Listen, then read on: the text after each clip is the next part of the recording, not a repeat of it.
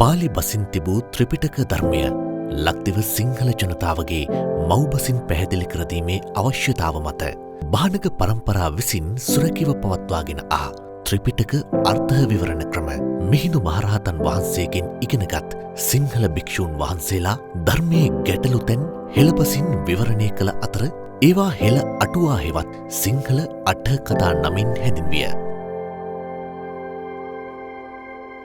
අටුවා යනු මූලික බුද්ධ වචනය නොවේ.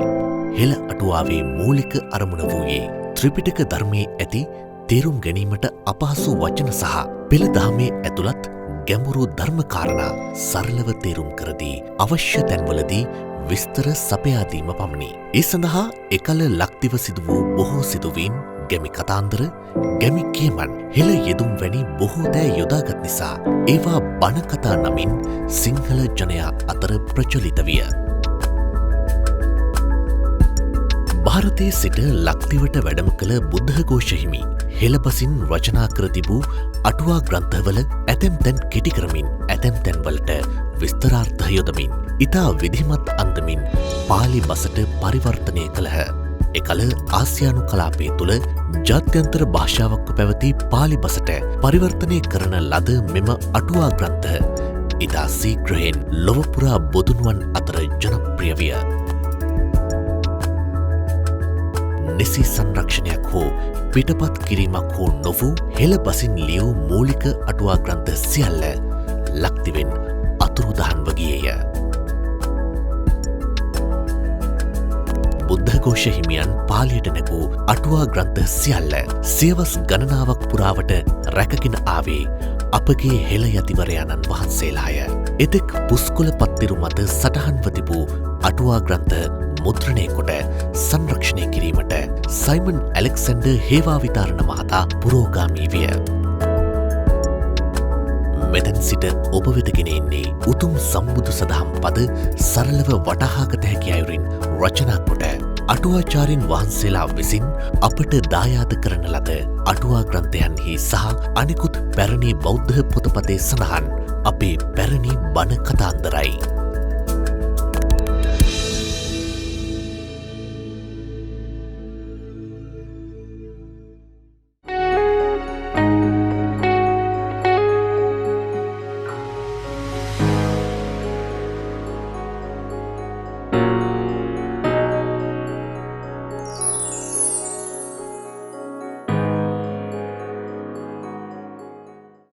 නමෝ බුද්ධාය. භාග්‍යවත් බුදුරජාණන් වහන්සේට නමස්කාර වේවා. සාදු සාදු සාදු. ඊටාම දීර්ඝ කාලයක් අපි හිතමුකෝ කෙනෙකුට මේ තුවාලයක් තියෙනවා කියලා. තුවාලේ උඩු දුවලා නම් ඒක කාලයක් ඉඳලා තියෙන එකක් නම් සනීප කරන එක ලේසි නෑ.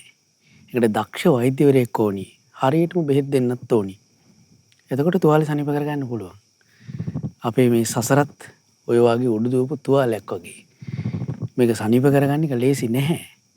භාග්‍යවත් බුදුරජාණන් වහන්සේ ළඟ මේ උඩු දුවපු තුවාලේ සනීප කරන බෙහෙත හරියටම තියෙනවා. උන්වහන්සේ ජීවමානව නැති වුණාට උන්වහන්සේගේ ධර්මයේ තාම ජීවමානව ඒ අමාවසුත් තිබෙනවා. අපේ පැරණි බණ කතා කියලා කියන්නේ හරියට මේ උඩු දුවපු තුවාලෙට හම්බ වෙන බෙහෙතක් වගේ. ඉතින් ධර්මයෙන් ඔසු දෙන්න, ඔසු පැම් බෙදා දෙන්න. අදත් ස්වාමීන් වහන්සේ ධර්මාසනයට වැඩම කළා. බොහොම අනුකම්පාවෙන්. බොහොම ගෞරවයෙන් ස්වාමීන් වහන්සේගෙන් ඉල්ලා සිටිනවා වන්දනා කළා. ස්වාමීනි අදත් අපිට ලස්සන කතාවක් දැනගන්න තියෙනවා නම් හරි අගයි ස්වාමීනි.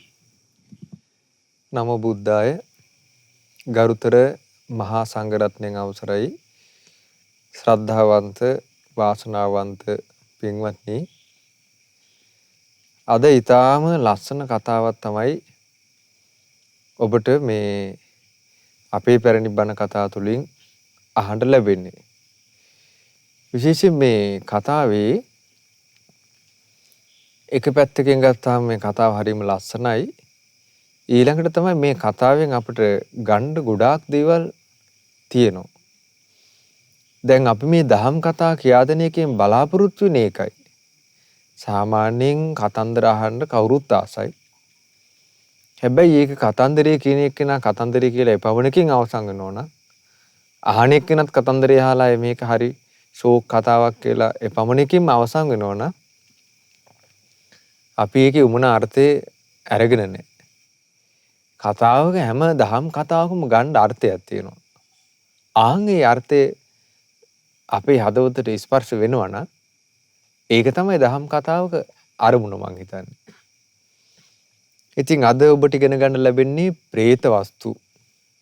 පාලියේ තියෙන මං අටුවා පොත අරගෙන තියෙන්නේ പ്രേත වස්තු අට කතාවේ තියෙන ලස්සන කතාන්තරයක්. මේක මං හිතන්නේ ටිකක් සුප්‍රකට කතාවක්. මේකේ තියෙන්නේ පින්වත්නි යම්කිසි ඥානයක් කෙනෙකුගේ ජීවිතයට ඇති වුණාට පස්සේ කියන්නේ ශිල්පීය ඥානයක්. යම්කිසි ශිල්පීය ඥානයක් මොකක් හරි කුසලතාවයක් ඒ ඇති කරගත්තට පස්සේ අපි ඇති කරගන්න මේ ශිල්පීය ඥානෙ මේක යහපතට යොදවන්න පුළුවන්. හැබැයි සමහරට ඉගෙන ගන්න දේ අයහපතට යොදවන්න පුළුවන් අවස්ථාවක් තියෙනවා. අයහපතට යොදවන අවස්ථාවක් තියෙනවා මිනිස්සු. තමන් ඉගෙන ගත්ත දේ අයහපතට මිනිස්යාගේ විපත පිණිස යොදවන මිනිස්සු ඉන්නවා. එතකොට ඒක ඒ තමන්ම ඉගෙන ගත්ත එක තමන් මනුස්ස වර්ගයාගේ අයහපත පිණිස යෙදුවොත් එහෙම ඒක මොන වගේ විපාකයක් කරාද අරගෙන යන්නේ කියලා මේ කතාවෙන් හොඳ අදහසක් ගන්න පුළුවන්. ඒකයි අද මම මේ කතාව තෝරගත්තේ. මේක සිද්ධ වුණේ ඉස්සර බරණැස් නුවර බොහෝම ඈත අතීතයේ කල්ප කොච්චරක් කල්ද කියලා දන්නේ නැහැ මේකේ විස්තරේ නැහැ. ඊටාම අතීතයේ බරණැස් නුවර මේ ගල් විදින්න දක්ෂ මිනිසෙක් හිටියා. ඒ කියන්නේ අර මේ ඔහම ඇඟිලි දෙකට අරගෙන ගල ඈතට විදිනවා. විදිලි විතරක් නෙමෙයි. එයාට ඒක එක එක විදිහට විදින්න පුළුවන්. ඒක ශිල්පයක්. ඉතින් මේ මිනිස්සයා මේ කොරෙක්. ඒ කියන්නේ අත මේ කකුල් එහෙම කොර වෙලා අර නිකන් අංග විකල වගේ මිනිසෙක්. ඒතර කොරෙක් හිටියා ඒ බරණැස. මේ මිනිසයා තමයි මේ ගල් විදීමේ ශිල්පය මේ ඉගෙන ගත්තේ. ඉතින් දක්ෂ විදිහට මේ මිනිසයාට මේක පුළුවන් කියනවා කරන්න. ওই මිනිස්සයා දවසක් අර මේ නුවර ద్వාරේ සමීපයේ ඉඳගෙන නුවර දොරටු කිට්ටුවේ ඉඳගෙන මේ නුගරුකක් ලොකු විශාල නුගයක් තිබ්බා. මෙයා මේ නුග ගහට කිට්ටුවෙන් ඉඳගෙන මොකද කරන්නේ? අර නුග ගහේ කොළ වලට ලස්සන ගල් කැට විදිනවා. ඔහොම කර කර. ඒ කොළ වලට විදින්නේ එක එක රූප සටහන් එන්න විදින්න පුළුවන් එයාට ඒකේ. ඒ ගල් විදිලා සමහර ඈත් රූප මවනවා කොළ වල. ලස්සන ඈත් රූප වගේ හිල් වෙලා යනවා මේක. ඒ විදිහට ඉවුනාට පස්සේ අන්තිමට ඇතෙක්ගේ සටහනක් තියෙන්නේ. ඊළඟට සමහර අස්ස රූප මැවෙන විදිහට මෙයා ගල් විදිනවා. ලස්සන රත රාජකීය රත ඇන්දා වගේ පේනවා ඒ විදින විදීමට. මනුස්ස රූප ඊළඟට ලස්සන කොඩි වගේ පුන් කලස් එක එක මේ සටහන් ඉතින් මෙයා ලස්සනට ඔය මේ නුග ගහේ කොළොට විද දැන් ඒ කොළ හැම එකම එක එක මොහොතර කැටයන් වගේ තියෙනවා දැන්. මිනිස්සුත් ඉතින් ඔක බල යනවා. ඒතර පුංචි කොළු ගැටව මොකද කරන්නේ? දැන් මේක අර සත්තු රූපේ ලස්සනට මැවෙන විදිහට මේක විදින්න එපා හිල් වෙලා යන විදිහට. ඉතින් ගමේ ගොඩේ කොල්ල නගරේ මොකද කරන්නේ? අඩ මාසක් හරි මාසක් හරින් අරගෙන ඇවිල්ලා මේ කොරාට දෙනවා. අනේ මාමි ගල් විදලා පෙන්නපන් කියලා. ඉතින් අර මිනිස්සයා මේ මාස්සාරින් අඩ මාස්සාරින් අරගෙන ලස්සනට ඒ කොළුව බලන් ඉද්දි එක එක හැඩතල වලට ඇත්තුන්නේ අස්වැයන්ගේ මිනිස්සුන්නේ රතවල සටහන් එන විදිහට මේ විදිනවා. ඉතින් මේ මිනිස්සයා කීයක් හරි ඉතින් හම්බ කරගත්තා ඔය රස්සාවෙන්. දවසක් බරණැස් රජුරු ඒ නගර ద్వාර සමීපෙන් ගියා. ඒ යද්දි රජුරු දැක්ක මේ නගර ద్వාරයේ සමීපයේ තියෙන විශාල නුගරුකේ හැම කොළවල ලස්සන මේ රූප සටහන් චිත්‍රයන්ද වගේ කියන්නේ හිල් කරලා ලස්සනට තියෙනවා ඒ කොළ. දැකලා රජුරු පුදු වුණා මේ හරි අපූර්ව වැඩක් නෙමේ කරලා තියෙන කවුරු හරි. මේ ලස්සන රූප සටහන් එන විදිහට මේ කොළවල මේ විදලා තියෙනවනේ කියලා. ඊට පස්සේ රජුරු ඇහුවා ඒ රාජපුරුෂයන්ගේ ළඟ හිටපු අයගෙන් මිත්‍රවරුනි කවුද අපේ මේ ලස්සන මේ හැඩතල මතුවෙන්නේ මේ කොළුවට විදපු කෙනා කියලා. ඊට පස්සේ රාජපුරුෂෝ පෙන්නනවා දෙවෙනි ආන් අර කොරෙක් ඉන්නේ අතන. ඔය මනුස්සයා තමයි විදින්නේ. මිනිහා හරි දක්ෂයා. මිනිහට ඔය සුපිරි විදියට ගල් විදින්න පුළුවන් කියලා. ඉතින් මේ වගේ අදටත් ඉන්නවා මැකියාව තියෙන.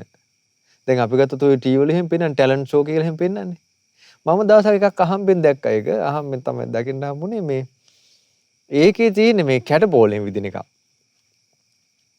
එක දිගට මේ බීම ටින් පොලිමට තියලා තිනවා 10 ගාණක්. ඒතර තරුණ ළමේ ඈත ඉඳලා ඒත් ගලක් වගේ එකක් තමයි. එක ටින් එකට එක ගලයි විදින්නේ. ඔහොම ලස්සනට හැම එකක් ගානේ එකක්වත් මිස් වෙන්නේ නැතුව ඉන්න යා 100 ගාණක් විදිනවා. එතකොට මේ වුණු කරනලද හැකියා. එක දිගට අර ටින් වලට විදිනවා. එක ගලයි තියන්නේ. ඒකේ දැන් ඒ බීම් එකේ ටින් එකේ දැන් අර අදි පීඩනයක් යටතනේ මේක ගබඩා කරලා තියෙන්නේ. විදුපු ගම සෝස් ගාලා මේ ඒක පුපුරලා යනවා. මම එහෙම එකක් දැක්කා. ඉතින් මේ ඒ කාලෙත් එහෙම දක්ෂ අය ඉඳලා තිනවා. ටැලන්ට් ෂෝ තිබ්බේ නැතුණාට. හොඳ දක්ෂ අය ඉඳලා තිනවා. රජුරු මේක දැකලා පුදුමෙලා ඇහුවා කවුද අපි මේ විදුපු මිනිස්සයා කියලා. දෙවෙනි ආන් අර කොරා තමයි ওই මිනිස්සයාට දක්ෂ මිනිහෙක් කියලා. ඊට පස්සේ ඒ මිනිස්සයාට එන්න කියලා කිව්වා සගය මේ නුඹ හරි දක්ෂ බබේ නුඹද මේවා මේ විද්‍ය ලස්සන එක එක රූප හැඩතල ඇත්තුන්ගේ අස්වැයන්ගේ රතවල හැඩතල එන්න මේ නුඹද මේ විද්‍ය කියලා. කිව්වා දෙවෙනි ඔව් මම තමයි විද්‍ය මට එහෙම විදින්න පුළුවන් කියලා. ඊට පස්සේ කිව්වා මිත්‍රේ උඹේ මට පොඩි වැඩක් කරගන්න ඕන. උඹ හොඳ මිනිහා මේකට කියලා. කිව්වා දෙවෙනි මොකද්ද මගෙන් කෙරෙන්න ඕනේ කියලා. කිව්වා උඹට පුළුවන් ද මං කවුරු හරි පුරුෂයෙක් වෙන්නුවොත් මේ ඒ කතා කර ඉන්න මිනිහෙක්ව වෙන්නුවොත් එහෙනම් මේ මනුස්සයාට හොයන්න බැරි වෙන්නේ මේ කටට විදින්න පුළුවන් මොකක් හරි එකක් කියලා. ඊට පස්සේ කිව්වා දෙවෙනි ඉතින් ඔක බැරි නෑ කරනවා නම් කියලා.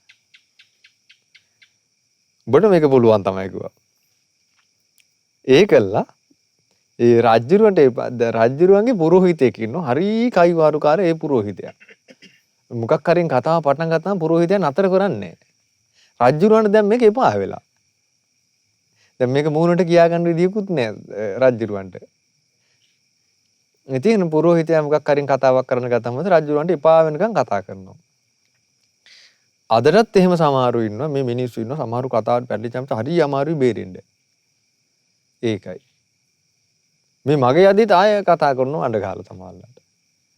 එහෙම ඉන්නවා සමහරුන්ට කතාව ඒ කට ඇරියට පස්සේ නතර කරගන්න බෑ. ඒ වගේ පුරෝහිතෙක් ඒ කාලේ ඉඳලා තියෙනවා. ඉතින් දැන් රජුරවන්ට හරි වදයක් මේක. කිව්වා මේ සගය යාළුව මගේ මේ පුරෝහිත කෙනෙක් ඉන්නවා මිනිහා මේ පුදුම කතාවක් කරන්නේ. කතා කළා මට දැන් මේ ඇතුළේ තියෙන්නේ මේ පටන් ගත්තාම එක දිගට වක්කඩේ කැඩුවගේ කියන යනවා මේ මිනිහයා නතර කරන්නේ. ඔබට බැයිද මේ කතා කරද්දී මේ එළු බෙටි නැලියක් කරන් විදින්න කියලා.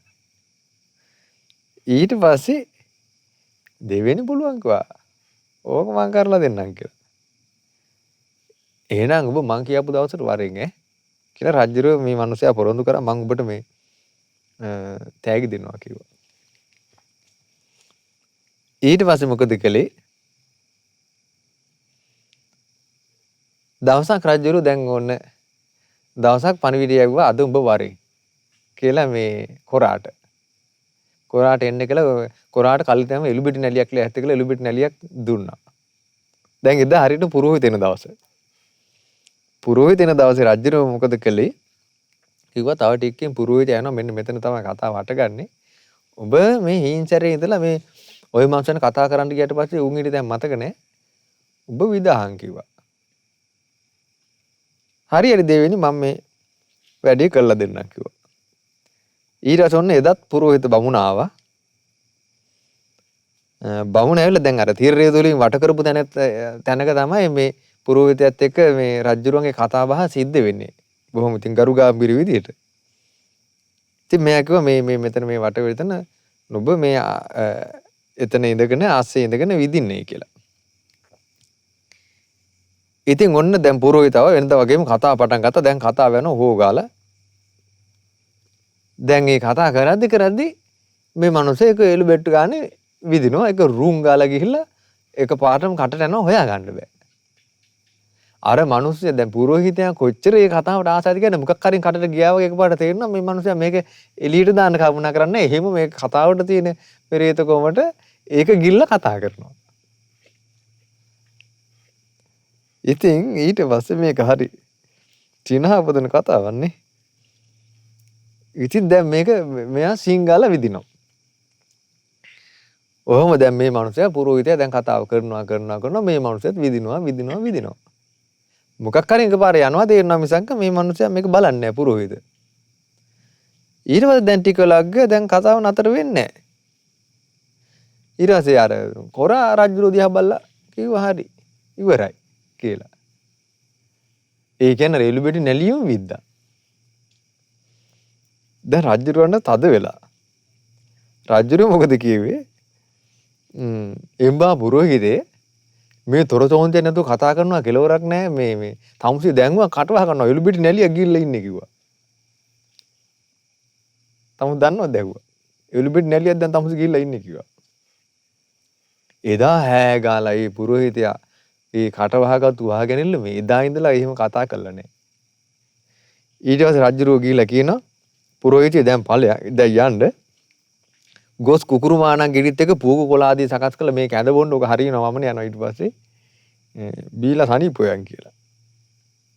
මින් පස්සේ කට පරිසම් කරන් හිටහන් කියලා රජුරෝ එදා කීර්ති කියලා දොස් කියලා යවුවා. එදා ඉඳලා මේ පුරෝහිතගේ කට වැහිලා තියෙනවා. ඉතින් දැන් රජුරෝ සතුටුයි.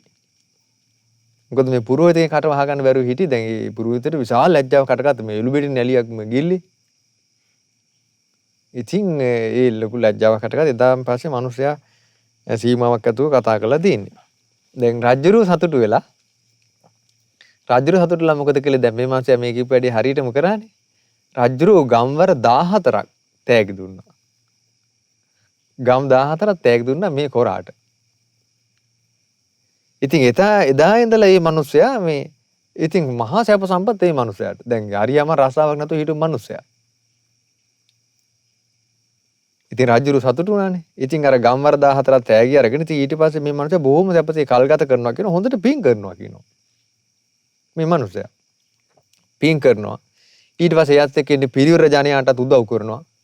ඒ කියන්නේ අර ගම් 14 මෙන්න බදු ආදායම මෙයාට එන්නේ. ඉතින් නොයෙක් ශ්‍රමණ බ්‍රාහ්මණ ආදීන්ට සුසු පරිදම් පැම් පුදුනවා. යහපතේ ඇසිරෙනවා. තමන් එක්කින ඥාතින්ට උදව් කරනවා. ඉතින් මෙයා හොඳ සැපසේ ජීවත් වුණා. ඊට පස්සේ මෙයා තමන් දැන් මේ ශිල්පිට ආස කරන දැන් කොල්ල කුරුට්ටෝ තරුණයෝ එහෙම ඉන්නවනේ. අද වුණත් අපි ගත්තොත් දැන් මොකක් හරි ශිල්පයක් දන්නව එකට ආසාවේ ඉන්නවනේ. ඉතින් ඒ වගේ නොයේ පිරිස් මෙයා ළඟට එනවා මේ ශිල්ප ඉගෙන ගන්න. අනේ මාමේ මේ ගල් විදින ශිල්පي අපිට කියා දීපන් කියලා. එතකොට මේ එන අයටත් මෙයා ඉතින් කණ්ඩ බොණ්ඩ එහෙමත් දීලා මේ දැන් සල්ලි තියෙනවනේ හොඳට කණ්ඩ බොණ්ඩ දීලා උදව් දීලා පඩිත් දෙනවා කියනවා. පඩියකුත් දීලා තමයි මෙයා පිටත් කරන්නේ ඉතින්. දැන් හරිනම් එයාට ගෙවන්න ඕනේ මේ ශිල්පේ උගන්වනවට. නමුත් මෙයා ගෙවනවා කියන්නේ ඒගොල්ලන්ට වැටුපකුත් දීලා කණ්ඩ බොණ්ඩ දීලා ඉතින් පිටත් කරන්නේ. එක මිනිස්සෙකුට තරුණයෙකුට මේ ආසාවක් ආවා මේ ශිල්පී ඉගෙන ගන්න. ඉගෙනගෙන මෙයා මේ කොරා හම්බෙන්න ලකෝ අනේ ආචාර්යින් වහන්සේ මට බත්පැටු මොකක්වත් ඔබතුමාගෙන් එපා. මට මොකුත් දීම නැහැ එපා. මට මේ ශිල්පේ කියලා දෙන්න සුපිරි විදිහට මේක කරන්න හැටි කියලා. ඊට පස්සේ දැන් ඒ ආපු හැටියට අර කොරාට තේරුණා මේක මේ එච්චර හොඳ જાතිය බඩුවක් නන් නෙමෙයි කියලා. ඊට පස්සේ මෙයා මේක එච්චර කැමති වුණේ නැහැ. අනේ ඌවා එච්චර වැඩක් ඇති දේවල් නෙමෙයි කියලා. අනේ එහෙම කියන්න එපා මාමේ මට මේක උගන්නපන් කියලා. ඒ කොල්ලා ඊට පස්සේ ඉතින් අපූපස්ථාන ආදී කරලා මොකද කරේ කොහමරින් ශිල්පේ දෙන්න පොරොන්දු කරගත්තා. ශිල්පේ උගන්න ගන්න. ඉතින් අර කොරත් මොකද කරේ ඉතින් ශිල්පේ හොඳටම ඉගෙනුවා. උගන්නලා ඉතින් පිටත් කළා. පිටත් කළා දැන් මේ ශිල්පේ දැන් අපි ගත්තොත් එයා අර චිත්‍රමාවන එක කරේ මේ ශිල්පේ හරියට කරොත් එimhe කාට අරන් එහෙම ගලකින් වීදුවොත් එහෙම ගල පසාරු කරා යනවා කියනවා. පපුවට විදුව පපු හිල් කරා යනවා. එතකොට බලන්න මේ මිනිස්සෙක් මරන්න උනත් පුළුවන් කියන මේ ශිල්පේ. නමුත් මේ කොරා ඒක අයහපතට යෙදෙන්නේ නැහැ. දැන් මොකද උනේ මේ තරුණයා දැන් මේක අලුතෙන් ඉගෙන ගත්තා. ඉගෙනගෙන දැන් මෙයාට මේක බලන්න ඕන දැන් මේකේ හරියට විදුවොත් එimhe මිනිස්සෙක් මරන්න උනත් පුළුවන් කියලා. මේ මිනිස්සයා කල්පනා කළා මම මේක පොඩ්ඩක් ටෙස්ට් කරලා බලන්න ඕනේ කියලා. ඊට පස්සේ කල්පනා කළා දැන් මේකේ දැන් මිනිස්සෙකුට විදලා බලන්න නම් දැන් මේක සාමාන්‍යයෙන් කාටරි මිනිස්සුන්ට විදලා බැරි වෙලාවත් මැරුණොත් එහෙම මට මේක රජයෙන් කෙලින්ම රාජ උදහසට ලක් වෙන්න පුළුවන්. ඊට පස්සේ ඥාති කවුරු හරි ඉන්න කෙනාගේ ඥාතින් ඊට පස්සේ රජුරවන්ට කියලා කියනවා මේක මහා ප්‍රශ්නයක්. කාත් කවුරුවත් නැති කෙනෙක්ව බැන්නුනට ප්‍රශ්නයක් නැහැ කියලා. මේක මොකද කළේ මේක ගාන්තරේ දවසක් ඇද්දි ඒ ගාන්තරේ වැඩ හිටිය අනේ මේ සුනෙත්ත කියන පසේ බුදුරජාණන් වහන්සේ. ගාන්තරේ උන්වහන්සේ සමාධි සුවයෙන් විවේකයෙන් වැඩ ඉන්නවා. දැකලා මොකද කළේ මේ ඉන්න ශ්‍රමණේ. මේ ශ්‍රමණෙක් ඉන්න මේ ශ්‍රමණයාට මම මේක විදලා බලනවා. ඉතින් අපවත් වුණත් ප්‍රශ්නයක් නැහැ නේ ආයේ කවුරුවත් හොයන්න කෙනෙක් නැහැ ගෙවල් දොරවල් අතහැර දාලා මේ ඇවිත් ඉන්නේ කියලා. බලන්න එතකොට මේ බුද්ධ දේශනාවේ තියෙනවා චූටි වුණත් මේ 4 දිනක් ඉන්නවා කියනවා හැප්පෙන්න යන්න එපා කියනවා. ඒ තමයි රාජ කුමාරයා පුංචි කියලා නොසලකා හරින්න එපා කියනවා. මොකද රාජකුමාරයා මේට මොකක් හරි කරන්න කියලා රාජකුමාරයාට උදහසක් ආවොත් කේන්තියක් ආවොත් පස්සේ රාජ වෙච්ච ගමන් ඉවරයි බෙල්ල කපනවා. ඒක උල තියෙනවා. මන්නේ දන්නේ. දෙවෙනි එක තමයි සර්ප පැටියා. භයානක විසකුරු සර්පයා පැටියා කියලා නොසලකා හරින්න යන්න එපා කියනවා. හැප්පෙන්න යන්න එපා කියනවා. විසයි කියනවා. උග්‍ර විස තියෙනවා කියනවා. ඊළඟට ගින්දර පුංචි කියලා නොසලකා හරින්න එපා කියනවා. ගින්දර ඇවිල්ලා ගියාට පස්සේ බේරන්න බැරි තැනට එනවා ඊට පස්සේ.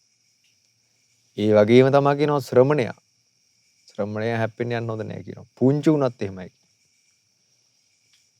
ඉතින් මේ මිනිසයා මොකද කරේ මේ පසිබුදුරයන් වහන්සේ සුනෙත්ත පසිබුදුරයන් වහන්සේ ගාන්තර වැඩ හිටියා. මෙයා ගලක් අරන් හරියට විද්දා මේක බලන්න ඕන කියලා. හරි හිසට විද්දි. ඊ විදපු විදිල්ල කොහොමද කියන්නේ මේ හිස හිල් කරගෙන ගියා කියනවා. පසිබුදුරයන් වහන්සේ. හිස හිල් කරගෙන එහෙමම ගියා. එහෙම පස්සේ බුදුරන් වහන්සේ ගාන්තර පිරිනොම් පෑවා. එතකොට මේ මහෝත්තමයන් වහන්සේ නමක් අරබයා තමයි මේ වැඩේ කරේ. උන්වහන්සේ පිරිනොම් පෑවා. ඊට පස්සේ දැන් මේ මිනිහට මේ ගල විදලා හැබැයි යන්න බැරුව ගියා එතනින්. ඒ පැනලා යන්න බැරුව ගියා මිනිස්සු දැක්ක කවුරු හරි මේ ගල විද්දා පස්සේ බුදුරන් වහන්සේට.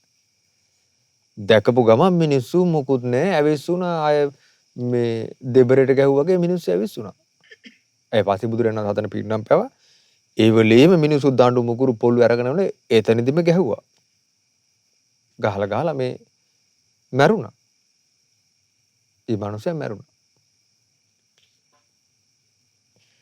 මැරිලා මේ පාප කර්මයේ කොහොමද කියලා බලන්න දෙලින්ම මේ නිරි අවිචි මහ නරකේ උපන්නා කියනවා. ඒක මේ පමණ කළ නොහැකි ගුණ ඇති මහෝත්තමයන් වහන්සේ නමයක් අරබයා තමයි මේ චේතනාව දුෂ්ට විදිහට පාවිච්චි කළේ.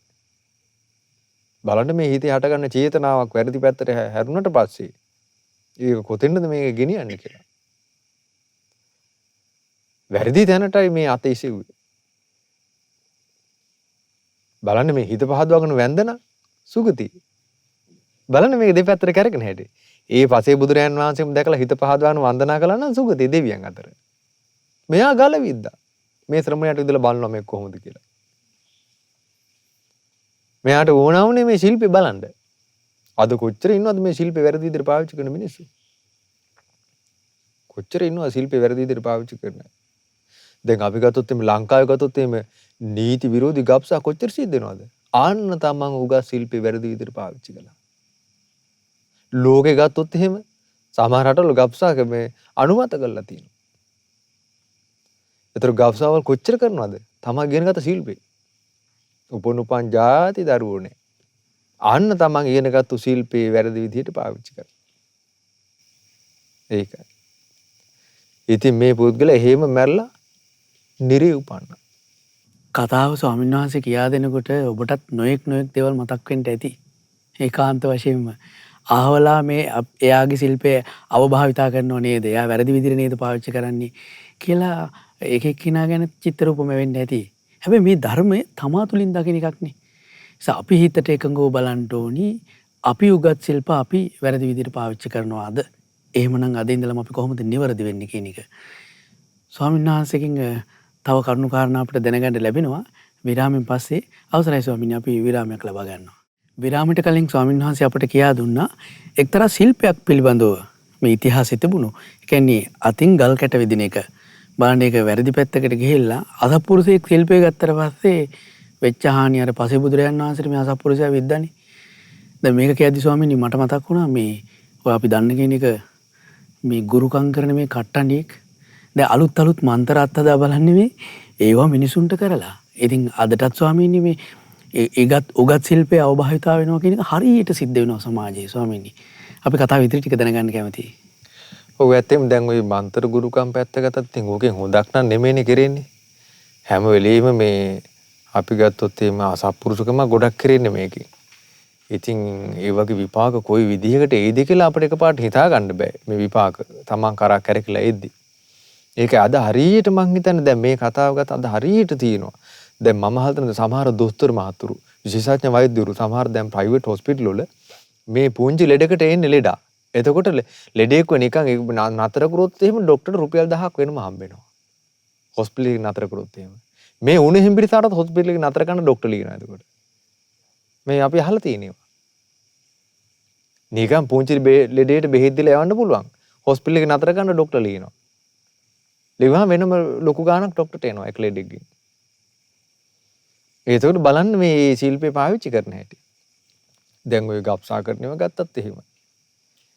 ඉතින් ඊට පස්සේ මේක සාපයක් වගේ තමන්ගේ ජීවිතේට ඒක එනවා.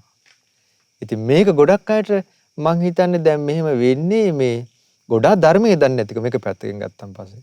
ධර්මයේ නොදන්නාකම මිනිස්සු නොමග යනවනේ. ධර්මයේ නොදන්නාකම නිසා. මේකේ කුසල අකුසලයේ මේ විභාගේ කැරකිලා එන ක්‍රමයේ දන්නේ නැහැනේ. දැන් මේ කතාවේ හොඳට මේක ඉගෙන ගන්න පුළුවන්. ඉතින් දැන් අර අසත්පුරුෂයා පසේබුදුරයන් වහන්සේට මේ ගල විදලා පසේබුදුරයන් වහන්සේ පින්නම් පෑවා. මෙයා මිනිසුන්ගෙන් ගුටි කාලා මැරුණා. මැරලා අන්තිමට මොකද උනේ? කෙලින්ම අවීචියම උපන්නා. ඒ නිරේ ඉපදිලා මෙයා අවුරුදු 100 දහස් ගණන් ලක්ෂ ගණන් කෝටි ගණන් මේ විඳවලා තියනවා කියන එක විපාකේ. පසේබුදුරයන් වහන්සේට විදපු එකේ අවුරුදු දහස් ගණන් ලක්ෂ ගණන් නිරේ පැසුණා කියනවා. ඒකට දැන් අපි මේක දහස් ගණන් ලක්ෂ ගණන් කියලා එක වචනයකට මේක එක තප්පර දෙකෙන් තුනේ කියනවනේ. මේක විඳවන්න යද්ද කොහොම තියෙන්නේ නැද්ද? දැන් නිරේ ගියන් පස්සේ ධම්මෝ නිරේ විස්තර අහපුවාම නිරිපල්ලෝ දැන් නිරිසතාව අල්ලකට මේ දැන් නිරිසතාවට වද දීලා මේ අහනවා දැන් කියාපිය එතකොට මොනවද ඕනේ කියලා. නිරිසතා කියනවා අනේ මේ මට බඩගිනි කියලා. එතකොට මේ ගිනියන් වෙච්ච යකඩ අඬු අරගෙන මේ කට ආයවලා ගිනි බෝල ගිලනවා කියනවනේ. එතකොට මේ දේශනාවෙම තියෙන මේ තොල් පොට පුච්චගෙන දිව පුච්චගෙන උගුර බඩවැල් බොකු ඔක්කොම පුච්චගෙන මේ ශරීරය පහාරු කරන් මතුවෙනවා කියනවා. එතකොට එහෙම එකක් නෙමේ දෙකක් නෙමේ 100,000 ගණන් ගිල්ලනවා.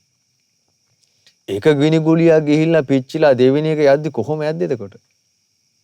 ඒකයි. නිරේ විඳුනවා කියන්නේ ඒකයි. මෙයා අවුරුදු 100,000 ගණන් විඳලා ඔන්න මෙයා ගෞතම බුදුරජාණන් වහන්සේගේ ශාසනයේ කාලේ එද්දී රජගහ නුවරට නුදුරු ස්ථානික මෙයා ප්‍රේතෙක් වෙලා උපන්නා. ගන්න යන්තම් නිරේන් චුත වෙලා පෙරේත ලෝකයට ආවා. දැන් නිරේ මැරෙන වැඩි හරියක් සත්‍යෝ ආයව නිරේකන උපදින්නේ. ඒක බුද්ධ දේශනාවේ තියෙනවා. ඊට පස්සේ ඔන්න මෙයා රජගහ නුවර උපන්නා. ප්‍රේතෙක් වෙලා. එතකොට මේ ප්‍රේතෙක් වෙලා උපන්නට පස්සේ දැන් අර කර්ම විපාකයේ ශේෂ වෙච්ච එක තියෙනවා. ඉතිරිය. ඒකේ විපාකයට මේ දැන් ප්‍රේතයාට දැන් උදේ කාලේ මධ්‍යහන කාලේ සවස් කාලේ මේ ඇට සැකිල්ලක් වගේ පෙරේතේ යකඩ කුළු ගෙඩි 60,000ක් වදිනවා කියනවා ඔළුවට. අර ගලන්නේ විද්දේ හිසට. ඔළුවට යකඩ කුළුගිරි 60000ක්. උදේට 60000යි, දවල්ට 60000යි, හවහට 60000යි. මේ වැදිනේ වැදිල්ලට මේ හිස පොඩි පට්ටම් වෙලා චප්ප වෙලා යනවා කියනවා. එකක්වත් අඩු නැති 60000ක් වදිනවා කියනවා. ඒ 60000 වැදලා ඔළුව කුඩු පට්ටම් වෙලා චප්ප වුණාට පස්සේ ආයේ සුළු මොහොතකින් සම්පූර්ණ ආයේ ඔළුව හරිනවා, ශරීරය හරිනවා කියනවා. ආයේ මධ්‍යහන කාලේ කුළුගිරි 60000 වදිනවා කියනවා. හවස් කාලේ කුළුගිරි 60000ක් වදිනවා. වේදනාවෙන් කැක් ගහ මේ ප්‍රේතය ආකාශේ යනවා. විලාප තියෙනවා ඉතින්. විලාප තිය යනවා. බේරෙන්න බෑ මේක. ඒ බේරෙන්න බෑ. තේ කුළුගෙඩි 60000 වැදෙද්දී කොහොමද මේ වේදනාව කියන්නේ? එතනම සිහි නැතුව ඇදගෙන වැටෙනවා කියනවා ප්‍රේතයා. ආය සුළු මොහොතකින් සිහි හැවිලා ප්‍රകൃතිමත් වෙනවා. ඉතින් දවසක් මේ මුගලන් මහරහතන් වහන්සේ ගිජුකුළු පව්වේ ඉඳලා මේ රජගහනුවරට පිණ්ඩපාතේ වඩින්න උන්වහන්සේ පහළට වඩිනවා. ඒ වඩිද්දී උන්වහන්සේ දිවැසින් දැක්ක මේ ප්‍රේතයා කුළුගෙඩි පාරවල් 60000 කනවා. ඉතින් දැකලා මේ මුගලන් මහරහතන් වහන්සේ පුදුමයටපත් වුණා මේ අපේ මේ ප්‍රේතයා මේ පුදුම දුකක් විඳිනවනේ කියලා. ඒකල මුගලන් මහරහතන් වහන්සේ ප්‍රේතයා දිහාවට හැරිලා අහනවා ඔබ මොකද මේ උමතු ස්වභාවයකටපත් වෙලා වගේ බියටපත් වෙච්ච මුවෙක් වගේ මේ ඔබ හැම තැනම එහාට මෙහාට විලාප දීදී දුවනවා. මුතුන් වගේ ඔබ මේ දුවන්නේ. බියටපත් වෙච්ච මුවෙක් වගේ හරියට කියනවා. ඔබ දැකපුවාම තේරෙනවා නිසකවම පව්කම් කෙරලා තියෙන විත්තිය. කුමක්කෙන් දාන ඔබ මේ කෑ ගහ විලාප දීතිය මේ ආකාශේ දුවන්නේ. එහෙම මුගලන් මහරහතන් වහන්සේ ප්‍රශ්න අහුවාම අර ප්‍රේතයා ගාතාවක් කියලා උත්තර දෙනවා. ගාථා දෙකක් කියලා. ස්වාමීනි යම ලෝකේ නමෙන් හඳුන්වන ප්‍රේත ලෝකේ ඉපජිත්ත මම් පෙරේතෙක් කියනවා. ස්වාමීනි මිනිස්සෙක් වශයෙන් ඉන්න කාලේ මගේ අතින් මහා බරපතල පව්කමක් කරුණා කියනවා. ස්වාමීනි ඒ කර්මයේ විපාක ඇටියට මම නිරේ ඉපදිලා කාලයක් දුක් විඳා කියනවා. ස්වාමීනි මං දැන් මේ පෙරේත ලෝකෙට ඇවිල්ලා ඉතුරු විපාක මේ විඳින්න කියනවා. ස්වාමීනි මගේ දුක ගැන අහන්න. ස්වාමීනි යකඩ කුළුගෙඩි 60000ක් හැම දිශාවකම ඇවිල්ලා මගේ ඔලුවට වදිනවා කියනවා. ඒ කියන්නේ 60000 එකම දැන දස දිශාවෙන් ඇවිල්ලා කුළුගෙඩි පාර වදින්නේ.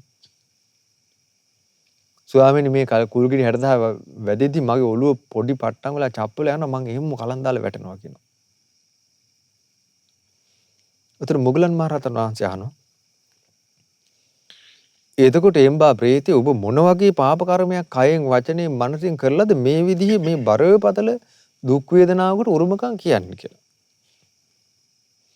දැන් බලන්න එකක්වත් අඩු නැති 60000 කුළුගෙඩි පහරවල් ඔබට වදිනවා කියනවා. ඔබගේ හිස බිඳිලා පොඩි පට්ටම් වෙලා යනවා කියනවා. එතකොට ඔන්න මේ ප්‍රේතයා පරණ කතන්දරී කියනවා. ස්වාමීනි වඩන ලද සද්ධාදී ඉන්ද්‍රියන් ඇතිව ගසක් මුල භාවනා යෝගිව වැඩ සිටි සියලු බිය සැක සංකා දුරු කළ සුනෙත්ත කියලා පසේ බුදුරජාණන් වහන්සේ නමක් වැඩ හිටියා. උන්වහන්සේ ගන්තරේ වැඩ සිටිද්දී මම මගේ හැකියාව බලන්න මං අතින් ගලක් කරා ස්වාමීනි මට ඒ කාලේ මේ දක්ෂ විදිහට ගල් විදින්න පුළුවන්.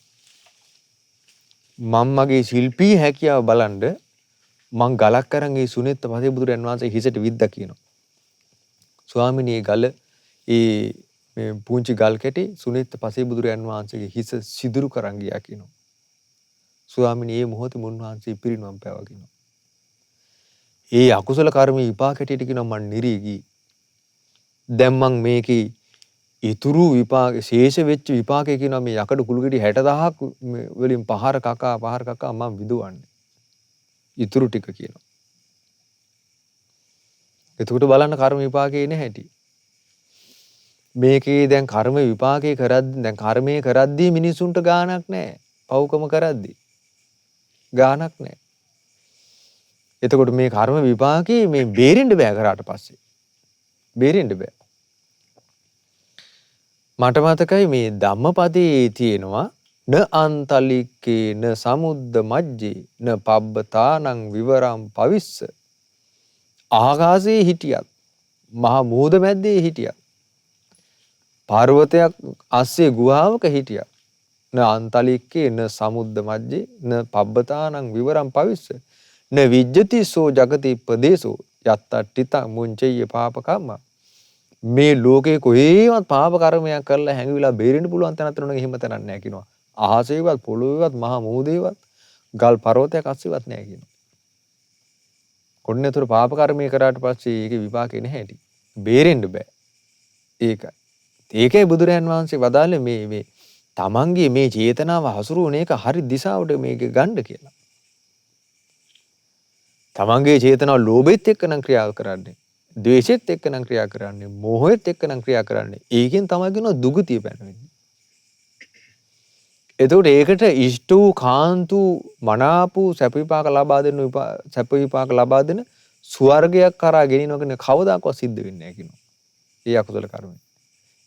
ඒකෙන් දුගතිය පැනවෙනවා කියනවා.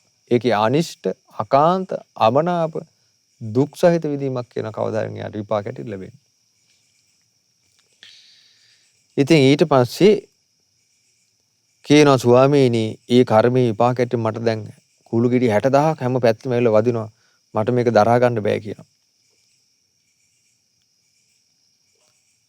ඉතින් ඊට පස්සේ මුගලන් මහරහතන් වහන්සේ මේක අහලා කියනවා, එහෙමනම් ප්‍රේතයේ පෙර කරපු කර්මානු රූපවමයි ඔබට මේ එහි විපාක ලැබිලා තියෙන්නේ.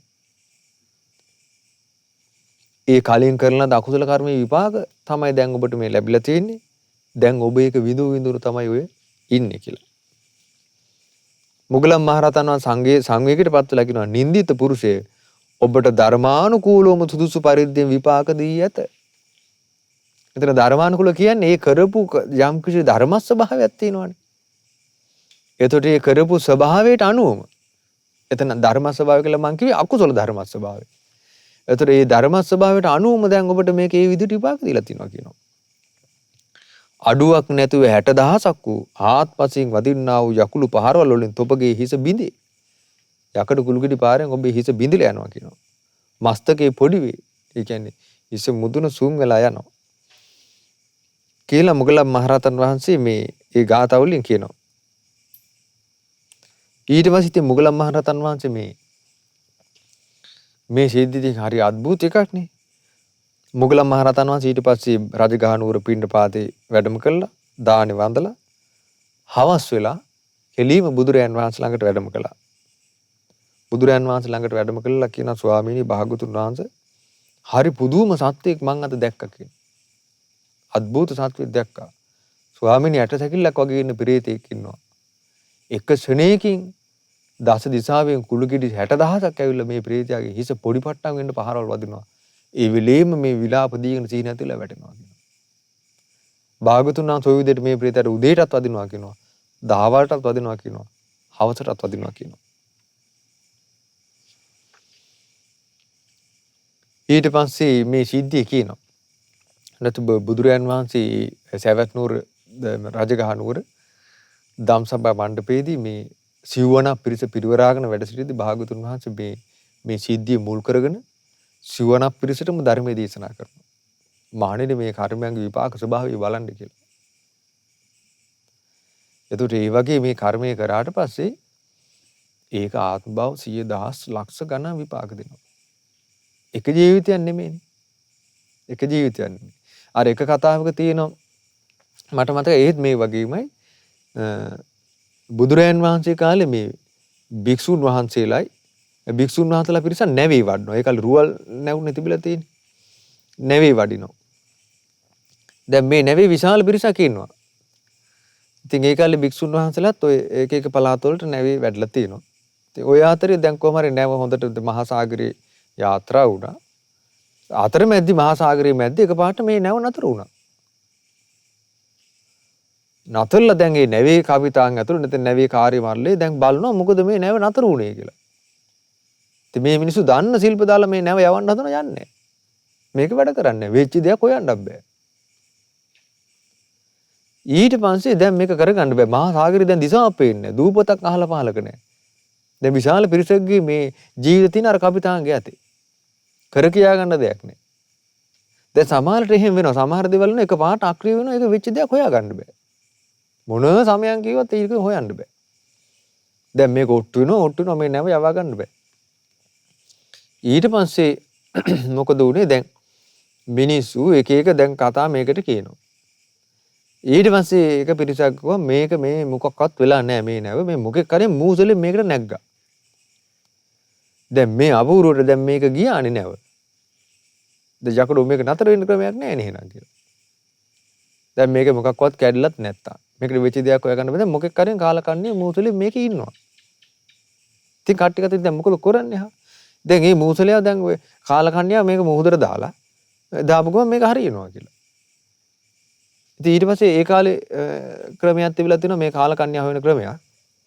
දැන් නම් ඒක හරියනවද දන්නේ කොහොම හරි ඊට පස්සේ කිව්වා මේ කාලකන්ණියා දැන් හොයන්න ඕනේ. ඒක දාලා ගියොත් මේක අපිට යන්න පුළුවන් අවස්ථාවක් ලැබෙයි කියලා. දැන් මිනිස්සු ඔක්කොම දැන් මරණ බය ආවනේ. ඊට පස්සේ කිව්වා දැන් කට්ටියන්ගෙම නල්ලියන්න. නල්ලියලා අපි දැන් වතුර භාජනයකට තුඩු ටික දානවා. ඊට පස්සේ කාගේ හරියෙන් තුඩු යට ගියා නම් ඒ කාලකන්ණියා කියලා. දැන් දැන් හාමුදුරුවරුත් දැන් මේකේ. ඔක්කොගෙම දැන් තුඩු අරගෙන නල්ලිව්වා. හැමෝගෙම. දැන් ස්වාමීන් වහන්සේලා නනුත් ලියනවා. දැන් ස්වාමීන් වහන්සේලා දැන් මේකේ සම්බන්ධයක් නැහැ නිස්සද්දව ඉන්නවා දැන් මේකේ. තුඩු ටික ලිව්වා. ඊළඟ වතුර භාජනයක් ගලලා දැවවා. අනේ ඒක තුඩුවක් යට ගියා. ඊටු ඔක්කොම උඩ එකක් පෙඟිලා ඉක්මනට යට ගියා. ඒක අරන් දිගහැරලා බැලුවා. බලද්දි නැවේ කපිතාන්ගේ නෝනාගේ නම. දැන් නැවේ කපිතාන්ගේ නෝනා දැන් නෝනා ලස්සනට ඉන්නවා. තොල් පාට කරලා නිබුදු පාට කරලා මේ සම්භාවනීය විදිහට ඉන්නවා. ඊට මිනිස්සුත් දැන් බැලුවාම පින් පාට පේන්නේ. මිනිසුත් මූණ බලාගත්තා දැන් කපිතාන් බැලුවා තමන්ගේ නෝනාගේ නම තමයි අන්තිමට ගියේ. කපිතාන් රවල බැලුවා. මොකක්ද ඔබ මේ කරන්න යන්නේ කියලා. ඊට පස්සේ කිව්වා කපිතාන් තුමනි මේක පොඩ්ඩක් ශිල්පේ වැරදුනා කිව්වා. ශිල්පේ වැරදුනා තව පාරක් අපි මේක පොඩ්ඩක් ටෙස්ට් කරලා බලමු කියලා. දෙවෙනි වතාවේ ආයෙ නන් ටික ලියලා ආයෙමත් දැම්මා. ආයෙමත් දැම්මට පස්සේ ටිකක් වෙලාවදී අන්න තුණ්ඩුවක් යට ගියා. දිගහැරලා බැලුවා කපිතාන්ගේ නෝනාගේ නම. කපිතාන් රවල බැලුවා. ඊට පස්සේ කිව්වා කපිතාන් තුමනි කලබල වෙන්න එපා. තව පාරක් බලමු කියලා. ඊට පස්සේ තුන්වෙනි වතාවේ තුණ්ඩු දැම්මා. තුන්වෙනි වතාවේ තුණ්ඩුවක් ගියා. අරන් බලද්දි කපිතාන්ගේ නෝනාගේ නම. බලන්න කර්ම විපාක කැරකලා ඉන්නේ. දැන් කපිතාන්ට දැන් කරගන්න දෙයක් නැහැ. ඊට පස්සේ කපිතාන් කිව්වා මට මේක බලන් ඉන්න බෑ. මිනිස්සු සිය ගානක්ගේ ජීවිත මගේ අතේ තියෙන්නේ. ඔබලා මට පේන්නේ නැති වෙන මුහුදට දාපල්ලා කියලා. ඊට පස්සේ අර ගෑනු කෙනා විලාපති යද්දි මිනිස්සු කරේ අල්ලා ගිහිල්ලා මුහුදට දැම්මා. හරි ගියා නෑව. ඊට පස්සේ දැන් නෑව පිට ගියා. අර ගෑනු කෙනා මුහුදේ ගිහිල්ලා මැරුණා. දැන් මේ ස්වාමීන් වහන්සේලාට මේක දැන් හරි අద్භූත සිද්ධියක් මොකද්ද මේ වුනේ කියලා. දැන් බලද්දි කවුරුහරි කාලකන්ණි කෙනෙක් ඉඳලා ඇත්තටම. ඊට පස්සේ මේ භික්ෂුන් වහන්සේලා ඒ ගමන ගිහිල්ලා භාගතුන් වහන්සේ හම්බ වෙලා කෙලිම බුදුරයන් වහන්සේලා ගිහිල්ලා කිව්වා භාගතුන් වහන්සේ අපි මේ නැවේ වැඩියා. භාගතුන් වහන්සේ මේ නැව මේ හිතා ගන්න බැරි විදිහට මොහොත මැද්දේ හිට්ටා. ඊට පස්සේ මිනිස්සු කතා වුණා මෙහෙම කාලකන්ණියෙන් මේක ඉන්නවා තුන්ඩුට දාලා මේක දැන් බලන්න ඕනේ කියලා. භාගතුන් තුන් පාරම නැවේ කපිතාන්ගේ නෝනාගේ නම යටට ගියේ කිව්වා. භාගතුන්ට මිනිස්සු අල්ලලා දැන් අපි මේකේ සම්බන්ධයක් නැහැ මිනිස්සු අල්ලලා නෝනාව මොහොතට දැවා. නැව යන්න පටන් ගත්තා කියලා. මොකද්ද භාගතුන් මේ වුණේ කියලා. ඊට බුදුරයන් වහන්සේ තමයි පරණ අය අතීත කතන්දරය ඇදලා ගත්තේ. ඒකේ. කිව්වා මහණෙනි ඔය ගෑනු කෙනා මේ එක වතාවක් නෙමෙයි කෙනා වතුර කියලා මලේ 500 වෙනි වතාව කිව්වා ඔය. 500 වෙනි වතාව කිව්වා. ඒ ගෑනු කෙනා ඒ කලින් ජීවිතයක මේ ගෑනු කෙනා මේ ඒකත් ඉතින් දිග කතන්දරයක්. ඒ ගෑනු කෙනා මේ බොහොම කලින් ආත්ම භාව ගානකට කලින් මේ බලු පැටියෙක් ඇති කරා. ඒ බලු පැටියත් ඒ ගෑනු කෙනාගේ කලින් ජීවිතේ මිනිස්සයා. බලු කුක්කෙක් කියලා බලන මේ ගෑනු කෙනාට තියෙන මේ තෘෂ්ණාව අතහැර ගන්න බැරුව මැරිලා. මැරෙන මොහොතේ මේ ගෑනු කෙනාව සිහි කරා. බලු පැටියෙක් වුණා. මේ බලු පැටියා පස්සෙන් වැටිච්ච ගමන් මේ ගෑනු කෙනාගේ. ඊට පස්සේ මිනිස්සු විහිළුවට කතන්දර හැදුවා මේ බලු කුක්කෙක් එක පවුල් කනවා කියලා. ඉතින් මිනිස්සුත් කට කැඩිච්ච කතා කියන මිනිස්සු ඉන්නවනේ එහෙම. මිනිස්සු ඕකට විහිළු කරද මේ ගෑනු කරනට එපා වෙලා ඉන්නවද මිනිස්සු කතන්දර හැදුවානේ. ඊට පස්සේ දැන් මේ ගෑනු කෙනා බයිනවා. දැන් බයිනෝ තෝ එන්න එපා ඵලයන්ද මේ මම පිටිපස්සෙන් එන්න එපා. මේ බලු කුක්කා තනේ කඩේට යදී කඩේට පිටිපස්සේ යනවා. වෙලට කුඹුරට යදී කුඹුරට පිටිපස්සෙන් වැටිච්ච එකම. එළවනවා තින් තෝ ඵලයන් එන්න එපා කියලා ගල් ගහලා මේ කුක්කා ඒ උනාට යනවා කියලා. ඊට පස්සේ දවසක් මේක හරියන්නේ නැහැ මේ මං නින්දාපාස හිතුණා මේ බල්ලෙක් නිසා කියලා මේ ගෑනු කෙනා දවසක් කුඹුරට යන්න ගමන් අනේ බල් පැටිය ආවා. ඉතින් අනේ වරෙන් පැටියෝ කිව්වම මේක නැට්ට ගහගෙන ආවා. ඊට පස්සේ මොකද කරේ? ගලක් බඩේ බැඳලා ලණුවක එහා පැත්තේ ගඟ ගලනවා කුඹුරට යන ගමන් ගඟට දැම්ම බලු පැටියා. ඒ ගෑනු කෙනා හිතුවා දැන් මගේ ප්‍රශ්නේ විසඳුණා කියලා. එදා තමයි ප්‍රශ්නේ පටන් ගත්තේ. මහණෙනි ඒ කර්ම විපාකයට ආත්ම භව 500ක් 500 වෙනි අවස්ථාවේ කියනවා මේ වතුරේ ගිල්ල මල්ලි කර්ම විපාකේ කොහොමද බලන්න එන ක්‍රමේ දැන් ඕකේ කතා දෙකක් තියෙනවා පැති අර ගෑනු කෙනා ආත්ම භව 500ක් වතුරේ ගිල්ලලා මැරෙන්න කරපු කර්මය මොකද්ද බල් කුක්කා වතුරට දැමිල්ල අර නැවේ ගියපු මිනිස්සු කාවද වතුරට දැම්මේ මිනිස්සෙක්ව දැම්මේ ඒ අය කර්මේ කොහොම යනවද? බලුකුක්කේ දාලා අරේමනා මිනිස්සෙක් වතුරට දාලා මරපුවාම එහෙමනම් බලන්න. ඉතින් ඒ නිසා මේ කර්ම විපාක විශ්ේනේ මේක අචින්තනීයයි කියනවා. අනිතක දැන් මේ කර්ම විපාක රටාව හරිය භයානකයි මේ සංසාර ගමනේ. ඒකයි දැන් අපි මේ කතන්දර වලින් තේරුම් ගන්න ඕනේ. එකක් තමයි දැන් බලන්න මේ ශිල්පීය ඥානෙ, Tamanට හම්බෙච්ච ශිල්පේ. මේක වැරදි විදියට පාවිච්චි කරා. මේ ලෝකයට කොච්චර ශිල්පේ මනුස්ස වර්ගයාගේ විපත මිනිස පාවිච්චි කරනවා. ඔය නව සොයා ගැනීම කොච්චර පාවිච්චි කරනවද වැරදි විදියට. කොච්චර අවියාවුද හදනවද. කොච්චර මනුස්සයා විනාශ කරන්න දේවල් හදනවද. එතකොට මේ හදපු මිනිස්සුට කොයි විදිහේ විවාහ ඒද කියලා අපිට මේක හිතා ගන්න බෑ. ඉතින් ඒ නිසා පින්වත්නි මේ වෙන තේරුම් ගන්න ඕනේ මේ අපි ක්‍රියාව වරද්ද ගත්තට පස්සේ ඒ වැරදිච්ච ක්‍රියාවෙන් අපි කරා ගේන විපාකේ අපි දුකටපත් කරනවා. ඒ නිසා තමයි භාගතුන් වහන්සේ මේ ක්‍රියාව නිවැරදි කරගන්න කියන්නේ. ඒ ක්‍රියාව නිවැරදි කරගන්න නම් ක්‍රියාවක් කරන්න කලින් හිතන්න කියනවා. මම මේ ක්‍රියාවක් කරන්න යනවා. මේක මට හිතසුව පිණිස පවතිනවද? අනුන්ට හිතසුව පිණිස පවතිනවද කියලා. අන්න අර මිනිහට කරගන්න බැරි වෙච්ච එක. මේ විදින්න හේත් චේතනා වේදි ගල අතර නම් හිතුවේ නෑ. දන්නේ නෑ. මේක මට හිතසුව පිණිස පවතිනවද? අනුන්ට හිතසුව පිණිස පවතිනවද කියලා. විපත පිණිස පවතිනවා නම් ඒ ක්‍රියාව කරන්න එපා කියන ජීවිතේට. ක්‍රියාවක් කර කර ඉදිත් මේක සිහි කරන්න කියනවා. දැන් අපි ගත්ත හොරකමක් කරන්න යනවා. දැන් මේ කරන්න යනවා. ඒතර කර කර ඉදි සිහි කරන්න කියනවා. මේ කරන ක්‍රියාව මට විපත පිණිස පවතින්නේ. අනුන්ට විපත පිණිස පවතින්නේ. දෙපැත්තට විපත පිණිස පවතින්නේ කියලා. සිහි කරන්න කියනවා. අහිත පිණිස පවතුන කරන්න එපා කියනවා. ওই විදිහට කාය කර්මය පිරිසුදු කරන්න කියනවා ක්‍රියාව. වචී කර්මය වචනෙන් කියන ක්‍රියාව පිරිසුදු කරන්න කියනවා. වචනේ කියන්න කලින් බලන්න කියනවා මේ කාටද මේ වචනේ කියන්න යන්නේ කියලා. දැන් අම්මා කෙනෙකුට වරද්දලා වචනයක් කිව්වට පස්සේ ඒ වචනේ කැරකිලා තමන්ට ඊට පස්සේ බරපතල දුක් විපාක අරගෙන එනවා. ඇයි ඒක කියන්නේ අම්මට?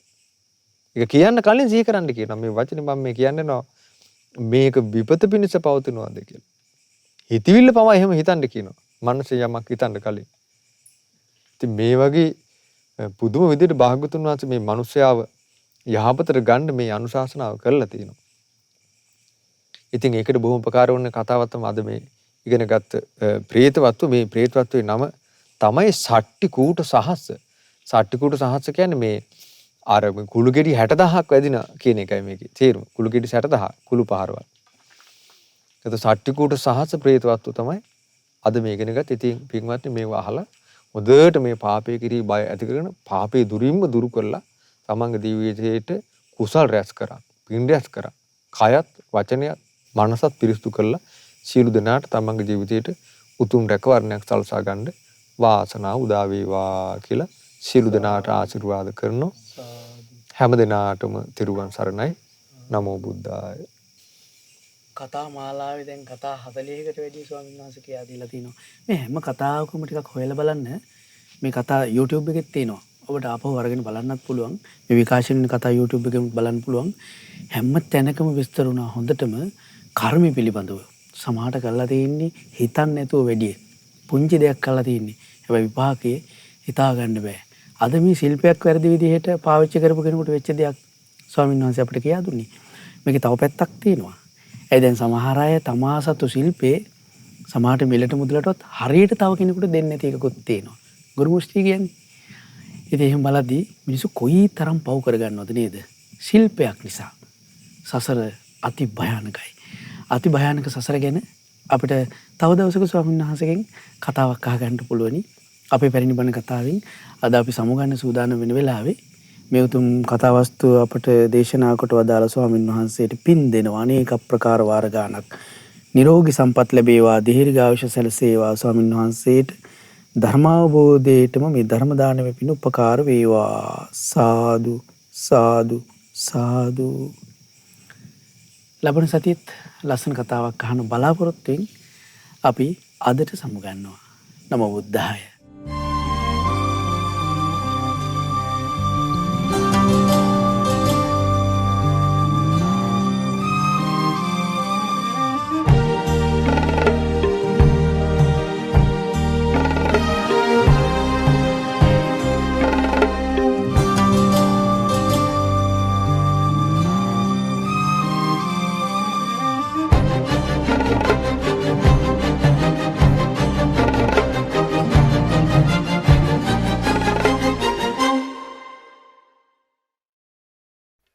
මෙවැනි වටිනා ධර්මදේශනා ශ්‍රවණය කිරීමට ශ්‍රද්ධා ඩේලි YouTube චැනලය සබස්ක්‍රයිබ් කරන්න.